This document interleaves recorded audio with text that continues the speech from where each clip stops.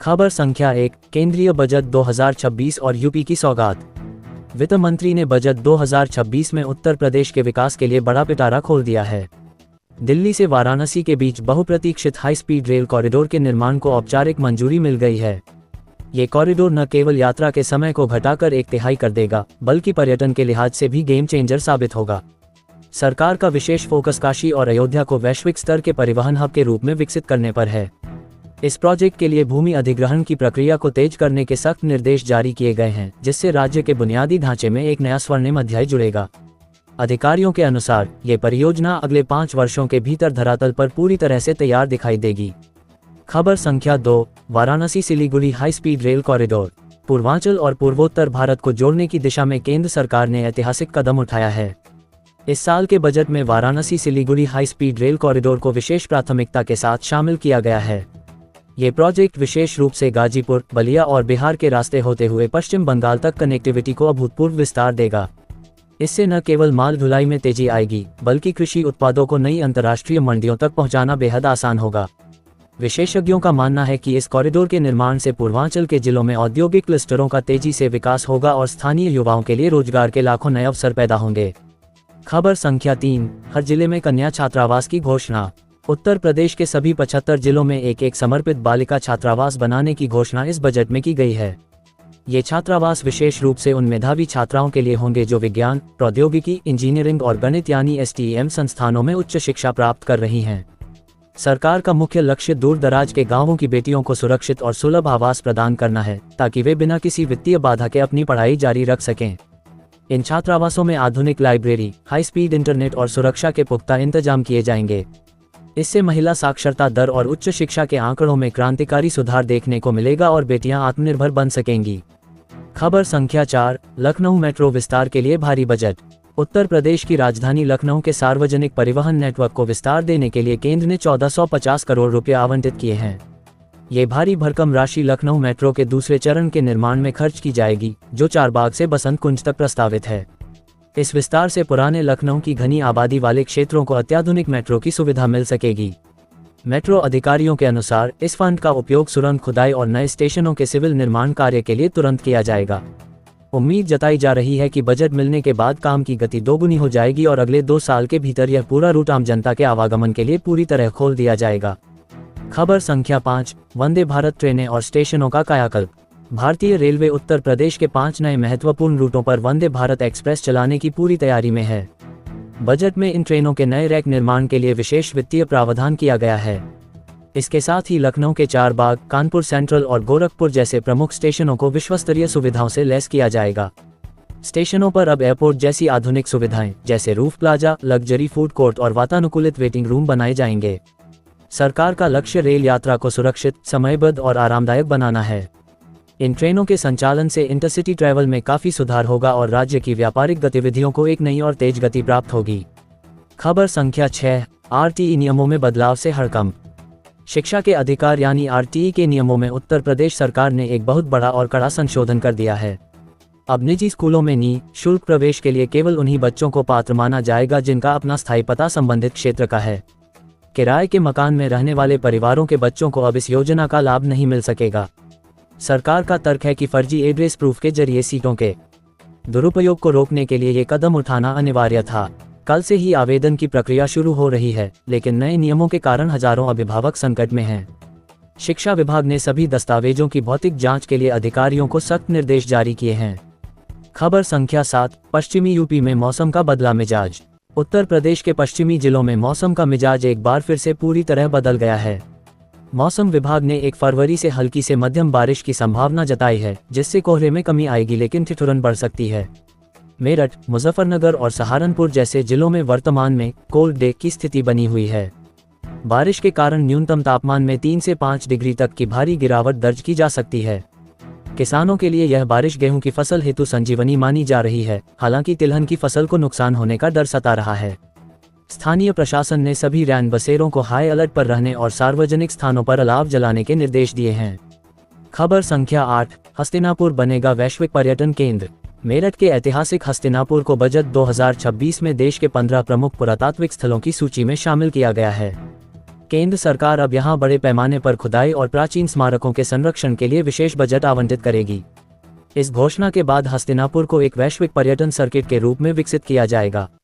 पांडव काल से जुड़े अवशेषों को संरक्षित करने और वहां एक अत्याधुनिक डिजिटल संग्रहालय बनाने की योजना है। इससे न केवल पश्चिमी उत्तर प्रदेश के गौरवशाली इतिहास को वैश्विक पहचान मिलेगी, बल्कि विदेशी पर्यटकों की आवाजाही बढ़ने से स्थानीय अर्थव्यवस्था और हस्तशिल्प को भी जबरदस्त लाभ मिलने की पूरी उम्मीद जताई जा रही है। खबर संख्या 9, बरेली का ज्योति हत्याकांड और खुलासा। बरेली जिले से एक रूह कंपा देने वाली वारदात सामने आई है, जहां एक पत्नी ने अपने ही पति की हत्या कर दी। IVRI के कर्मचारी की हत्या उसकी पत्नी ज्योति ने अपने माता पिता के साथ मिलकर अंजाम दी है। पुलिस की शुरुआती जांच में खुलासा हुआ कि मात्र 20,000 रुपये के मामूली विवाद में इस जघन्य अपराध को अंजाम दिया गया। हत्या के समय ज्योति के पिता और भाई ने पीड़ित के पैर पकड़े थे और गला दबाकर उसे बेरहमी से मौत के घाट उतार दिया गया। पुलिस ने त्वरित कार्रवाई करते हुए सभी मुख्य आरोपियों को गिरफ्तार कर लिया है। इस हृदयविदारक घटना ने समाज में पारिवारिक रिश्तों की गिरती मर्यादा पर कई गंभीर सवाल खड़े कर दिए हैं। खबर संख्या 10, अखिलेश यादव का सत्तापक्ष पर प्रहार। समाजवादी पार्टी के राष्ट्रीय अध्यक्ष अखिलेश यादव ने मतदाता सूची को लेकर सरकार पर तीखा हमला बोला है। उन्होंने आरोप लगाया कि गांवों में प्रशासन के जरिए गुपचुप तरीके से फॉर्म 7 बांटे जा रहे हैं ताकि विपक्षी समर्थकों के वोट काटे जा सकें। अखिलेश ने इसे लोकतंत्र को कमजोर करने की एक सोची समझी साजिश करार दिया है। उन्होंने निर्वाचन आयोग से इस मामले में तुरंत हस्तक्षेप करने और निष्पक्ष जांच की मांग की है। सपा प्रमुख ने अपने कार्यकर्ताओं से अपील की कि वे बूथ स्तर पर सजग रहें और मतदाता सूची की बारीकी से जांच करें। उन्होंने चेतावनी दी कि यदि धांधली हुई तो पार्टी सड़क पर उतरकर एक बड़ा जन आंदोलन छेड़ेगी। खबर संख्या 11, बरेली में अवैध संबंधों का खूनी अंत। बरेली के एक अन्य सनसनीखेज मामले में एक महिला ने अपने ही सुहाग की हत्या की साजिश रच डाली। बताया जा रहा है कि महिला के अपने सगे भांजे के साथ अनैतिक संबंध थे, जिसमें उसका पति सबसे बड़ी बाधा बन रहा था। पुलिस ने मामले का खुलासा करते हुए बताया कि दोनों ने मिलकर देर रात सोते समय व्यक्ति पर जानलेवा हमला किया। आरोपी महिला और उसके प्रेमी भांजे को पुलिस ने त्वरित कार्रवाई करते हुए गिरफ्तार कर जेल भेज दिया है। इस घटना के बाद पूरे गांव में सन्नाटा पसरा हुआ है। अब सबसे बड़ी समस्या उन मासूम बच्चों के भविष्य की है, जिनके पिता की मृत्यु हो गई है और उनकी मां अब उम्र कैद की सजा काटने जेल की सलाखों के पीछे चली गई है।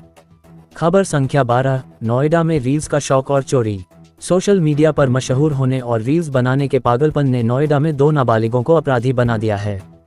इन बच्चों ने अपने पड़ोसी के घर में सेंध लगाकर 20 लाख रुपए नकद और कीमती जेवरात उड़ा लिए। पुलिस ने जब इन्हें हिरासत में लिया तो जो खुलासा हुआ उसने सबको दंग कर दिया। नाबालिगों ने बताया कि वे एक काली थार गाड़ी खरीदना चाहते थे ताकि वे इंस्टाग्राम पर रईसी वाली रील्स बना सकें और लोकप्रियता हासिल कर सकें। पुलिस ने उनके पास से चोरी का अधिकांश माल बरामद कर लिया है। ये घटना स्पष्ट करती है कि कैसे इंटरनेट की दिखावे वाली दुनिया किशोरों के मानसिक संतुलन और उनके भविष्य को धीरे धीरे बर्बाद कर रही है। खबर संख्या 13, सोनभद्र रामलीला में हादसा और विवाद। सोनभद्र के चौपन क्षेत्र में रामलीला के मंचन के दौरान एक अत्यंत दुखद और विवादास्पद हादसा हो गया। मंच पर जब भगवान राम द्वारा रावण वध का दृश्य दिखाया जा रहा था, तब अचानक राम का असली जैसा दिखने वाला तीर रावण की आंख में जा लगा। इस हादसे में कलाकार गंभीर रूप से घायल हो गया, जिसकी हालत फिलहाल नाजुक बनी हुई है। हालांकि मामले ने तब राजनीतिक मोड़ ले लिया जब पीड़ित परिवार ने इसे जानबूझकर किया गया कृत्य बताया। पुलिस ने इस मामले में SC/ST एक्ट के तहत मुकदमा दर्ज कर जांच शुरू कर दी है। अब ये पता लगाया जा रहा है कि यह महज एक मानवीय भूल थी या इसके पीछे कोई गहरी सोची समझी साजिश थी। खबर संख्या 14, कौशाम्बी में पत्नी की बेवफाई का मामला।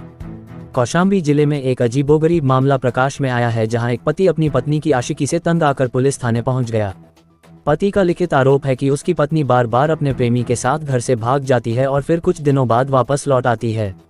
उसने पुलिस को बताया कि वह इस मानसिक प्रताड़ना और सामाजिक अपमान को अब और अधिक सहन नहीं कर सकता।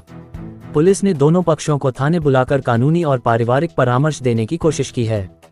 यह मामला पूरे इलाके में चर्चा का विषय बना हुआ है, जहां लोग टूटते पारिवारिक मूल्यों और सामाजिक दबाव के बीच फंसे इस रिश्ते पर अपनी अलग अलग प्रतिक्रियाएं दे रहे हैं। खबर संख्या 15, कफ सिरप कांड के आरोपी पर कार्रवाई। जहरीली और नकली कफ सिरप बनाकर लोगों की जान से खिलवाड़ करने वाले भोला प्रसाद पर प्रशासन ने बड़ी कार्रवाई की है। 1 फरवरी को प्रशासन ने उसकी 5.77 करोड़ रुपए की बेनामी संपत्ति को कुर्क करने की प्रक्रिया पूरी की। भोला प्रसाद पर आरोप है कि उसने नकली दवाओं के अवैध धंधे से यह विशाल साम्राज्य खड़ा किया था। इस गिरोह के कारण राज्य के कई हिस्सों में स्वास्थ्य संबंधी गंभीर समस्याएं पैदा हुई थीं और कई मासूमों की जान जोखिम में पड़ी थी। पुलिस प्रशासन का कहना है कि यह जब्ती उन सभी अपराधियों के लिए एक कड़ी चेतावनी है जो जनता के स्वास्थ्य के साथ खिलवाड़ कर अवैध धन कमाते हैं। मामले की जांच अभी जारी है। खबर संख्या 16, रजिस्ट्री के लिए आधार और बायोमेट्रिक जरूरी। उत्तर प्रदेश सरकार ने जमीन और मकान की रजिस्ट्री के नियमों में बड़ा बदलाव करते हुए इसे और सख्त बना दिया है। 1 फरवरी 2026 से राज्य के सभी निबंधन कार्यालयों में आधार कार्ड के साथ बायोमेट्रिक वेरिफिकेशन को पूरी तरह अनिवार्य कर दिया गया है। अब बिना अंगूठे के निशान और आधार ऑथेंटिकेशन के किसी भी प्रकार का बैनामा या मालिकाना हक का ट्रांसफर नहीं हो सकेगा। सरकार का मुख्य उद्देश्य प्रॉपर्टी के नाम पर होने वाले फर्जीवाड़े और एक ही जमीन को कई बार बेचने की धोखाधड़ी को जड़ से खत्म करना है। इस नए कदम से रजिस्ट्री प्रक्रिया में पारदर्शिता आएगी और आम जनता को भूमाफियाओं के आतंक से बड़ी राहत मिलने की उम्मीद है। खबर संख्या 17, बजट पर मुख्यमंत्री योगी का बयान। मुख्यमंत्री योगी आदित्यनाथ ने केंद्रीय बजट 2026 का गर्मजोशी से स्वागत करते हुए इसे आत्मनिर्भर भारत का बजट बताया है। उन्होंने कहा कि यह बजट उत्तर प्रदेश की 25 करोड़ जनता की आशाओं और आकांक्षाओं के अनुरूप तैयार किया गया है। सीएम ने विशेष रूप से हाई स्पीड रेल कॉरिडोर और महिला शिक्षा के लिए किए गए प्रावधानों के लिए प्रधानमंत्री का आभार व्यक्त किया। उन्होंने विश्वास जताया कि केंद्र से मिलने वाला यह भारी वित्तीय सहयोग उत्तर प्रदेश को देश की सबसे बड़ी अर्थव्यवस्था बनाने में मील का पत्थर साबित होगा। सरकार का दावा है कि इस बजट से प्रदेश के इंफ्रास्ट्रक्चर और डिजिटल कनेक्टिविटी को एक नई और वैश्विक स्तर की पहचान मिलेगी। खबर संख्या 18, एमएसएमई क्षेत्र में रोजगार की नई राह। बजट 2026 में उत्तर प्रदेश के लघु और कुटीर उद्योगों यानी एमएसएमई के पुनरुद्धार के लिए एक विशेष वित्तीय पैकेज की घोषणा की गई है। खादी और वस्त्र मंत्रालय के माध्यम से नई क्रेडिट गारंटी योजनाएं शुरू की गई हैं, जिससे सीधे तौर पर लाखों स्थानीय बुनकरों और शिल्पकारों को आर्थिक लाभ मिलेगा। सरकार का लक्ष्य यूपी के पारंपरिक उत्पादों यानी ओडीओपी को ई-कॉमर्स के जरिए वैश्विक बाजार तक मजबूती से पहुंचाना है। इससे ग्रामीण क्षेत्रों में बड़े पैमाने पर स्थानीय रोजगार सृजन की प्रबल संभावना है। निवेश को आकर्षित करने के लिए करों में छूट और सब्सिडी की व्यवस्था भी की गई है, जिससे राज्य के युवाओं को नए स्टार्टअप शुरू करने में बड़ी मदद मिलेगी। खबर संख्या 19, यूपी बनेगा देश का विकास इंजन। उत्तर प्रदेश में जारी विभिन्न एक्सप्रेसवे और मेगा परियोजनाओं को इस बजट में सर्वोच्च प्राथमिकता दी गई है। केंद्र और राज्य सरकार के साझा विजन से यूपी अब देश का अग्रणी इंफ्रास्ट्रक्चर हब बनने की दिशा में तेजी से बढ़ रहा है। नई रेल लाइनों के बिछाने और मौजूदा सड़कों के चौड़ीकरण से प्रदेश के भीतर नए औद्योगिक कॉरिडोर विकसित होंगे। इससे न केवल विदेशी निवेश आकर्षित होगा, बल्कि लॉजिस्टिक्स की लागत में भी भारी कमी आएगी। वरिष्ठ अधिकारियों का कहना है कि कनेक्टिविटी में सुधार होने से धार्मिक और ऐतिहासिक पर्यटन स्थलों पर पर्यटकों की संख्या रिकॉर्ड स्तर पर बढ़ेगी, जिसका सीधा सकारात्मक प्रभाव राज्य की कुल जीडीपी पर पड़ेगा। खबर संख्या 20, मथुरा में साहसिक खेलों का आयोजन। मथुरा के प्रसिद्ध राजीव इंटरनेशनल स्कूल में आयोजित एक भव्य साहसिक खेल शिविर में छात्रों ने अपनी शारीरिक क्षमता का प्रदर्शन किया। इस विशेष कैंप के दौरान सैकड़ों छात्रों को रॉक क्लाइंबिंग, रैपलिंग और जिप लाइन जैसे रोमांचक खेलों का पेशेवर प्रशिक्षण दिया गया। कार्यक्रम का मुख्य उद्देश्य स्कूली बच्चों में आत्मविश्वास और मानसिक दृढ़ता को बढ़ाना था, ताकि वे भविष्य की चुनौतियों के लिए तैयार हो सकें। स्कूल प्रबंधन ने मीडिया को बताया कि आधुनिक शिक्षा के साथ साथ इस तरह की शारीरिक गतिविधियां बच्चों के समग्र विकास के लिए अत्यंत अनिवार्य हैं। अभिभावकों ने भी स्कूल की इस रचनात्मक पहल की सराहना की और बच्चों ने पूरे उत्साह के साथ भाग लिया। खबर संख्या 21, प्रयागराज में नया वोटर रजिस्ट्रेशन। संगम नगरी प्रयागराज में मतदाता सूची पुनरीक्षण अभियान के अंतर्गत इस बार आवेदन करने वालों का भारी तांता लग गया। विशेष कैंपों के माध्यम से जिले में कुल 1.27 लाख नए मतदाता पंजीकरण फॉर्म जमा किए गए हैं। इस अभियान में युवाओं और पहली बार वोट डालने वाले छात्र छात्राओं की भागीदारी सबसे उल्लेखनीय रही है। जिला प्रशासन ने सोशल मीडिया और नुक्कड़ नाटकों के जरिए लोगों को मतदान के महत्व के प्रति जागरूक किया। जिलाधिकारी ने स्पष्ट किया कि अधिक से अधिक योग्य नागरिकों को लोकतांत्रिक प्रक्रिया से जोड़ना ही उनका प्राथमिक लक्ष्य है। अब प्राप्त आवेदनों की गहन जांच के बाद अंतिम मतदाता सूची का प्रकाशन बहुत जल्द कर दिया जाएगा। खबर संख्या 22, सोनभद्र पुलिस की बड़ी सफलता। सोनभद्र पुलिस ने एक अत्यंत साहसिक ऑपरेशन चलाते हुए पड़ोसी राज्य बिहार से 2 अपहृत नाबालिग बच्चों को सुरक्षित बरामद करने में सफलता पाई है। इन बच्चों का अपहरण कुछ दिन पूर्व स्थानीय बाजार से किया गया था, जिसके बाद पुलिस ने कई विशेष टीमें गठित की थीं। तकनीकी सर्विलांस और मुखबिरों की सटीक सूचना पर पुलिस टीम ने बिहार के दुर्गम इलाकों में छापेमारी कर मुख्य अपहरणकर्ताओं को धर दबोचा।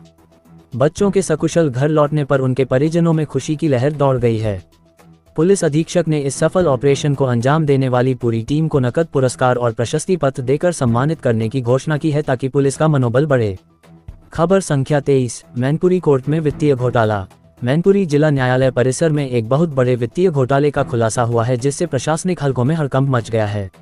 एक पूर्व प्रशासनिक अधिकारी पर सरकारी कोष से 1.24 करोड़ रुपए की भारी हेराफेरी और धोखाधड़ी करने का गंभीर आरोप लगा है। ऑडिट रिपोर्ट के अनुसार विभिन्न मदों के सरकारी फंड को कूटरचित दस्तावेजों के जरिए निजी बैंक खातों में अवैध रूप से ट्रांसफर किया गया था। पुलिस ने इस मामले में नामजद एफआईआर दर्ज कर ली है और संबंधित बैंक खातों को तुरंत फ्रीज कर दिया गया है। इस घटना ने सरकारी कार्यालयों में वित्तीय सुरक्षा और ऑडिटिंग प्रक्रिया की गंभीर खामियों को एक बार फिर उजागर कर दिया है। खबर संख्या 24, हापुड़ में भारी विस्फोटक बरामद। हापुड़ जिले की पुलिस ने एक गोपनीय सूचना के आधार पर बड़ी कार्रवाई करते हुए लगभग 250 किलो अवैध विस्फोटक सामग्री बरामद की है। ये कार्रवाई गणतंत्र दिवस के सुरक्षा अलर्ट के दौरान चलाए गए सघन तलाशी अभियान के तहत अंजाम दी गई। पुलिस ने एक संदिग्ध गोदाम पर अचानक छापा मारकर इस खतरनाक जखीरे को जब्त किया। हालांकि सुरक्षा एजेंसियां राहत महसूस कर रही हैं कि कोई अनहोनी नहीं हुई, लेकिन इतनी बड़ी मात्रा में विस्फोटक का भंडारण करना एक गहरी साजिश की ओर इशारा करता है।